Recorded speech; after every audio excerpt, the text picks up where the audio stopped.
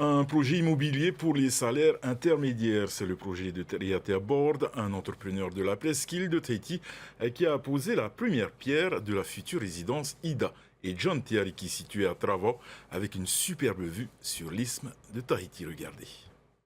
Teriatea Board n'en est pas à sa première expérience immobilière, mais cette fois il passe à la vitesse supérieure.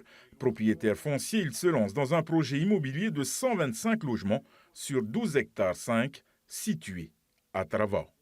Intégré dans ce projet-là qui me tenait à cœur, c'était de mettre un parcours de santé dedans pour le bien des familles.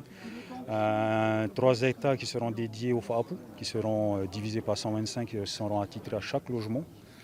Donc il y a une piste cyclable aussi, de grands espaces verts. En fait, c'est pas la résidence ne sera pas intense. Sur 12 hectares 5, en fait, c'est vraiment bien réparti. Et là, pour le bien et la dignité des familles polynésiennes, je voulais faire ce projet-là, donc, qui donne une dignité à chaque famille et avec, comme on peut voir ici, là, une belle vue et qui, pour moi, donne aussi la santé. Un projet d'envergure qui demande le soutien du pays, de l'État et des banques du FENUA. C'est le principe du mécanisme des OLSP, c'est de pouvoir garantir un accès à la propriété à des tarifs qui ne sont pas ceux auxquels on est habitué malheureusement depuis quelques années. Là on le voit, c'est des F4 qui sont quasiment au prix des studios qu'on trouve ailleurs sur le marché de l'immobilier. En plus dans un cadre absolument magnifique. Non, il faut se féliciter de ce genre de projet. Le pays a soutenu à 30%, l'État à 27%. Et ensuite, ils se sont débrouillés pour avoir un pôle bancaire qui leur a fait confiance, qu'on remercie également au passage. Mais comment ne pas soutenir un projet comme celui-là ?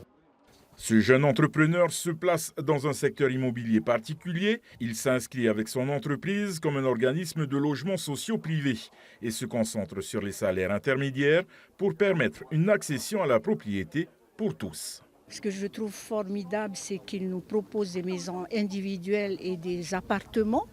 Donc, ce qui va permettre à plusieurs familles de pouvoir y être logées. Alors, sous forme de location, parce que c'est vraiment intéressant, et ensuite de pouvoir acheter son logement.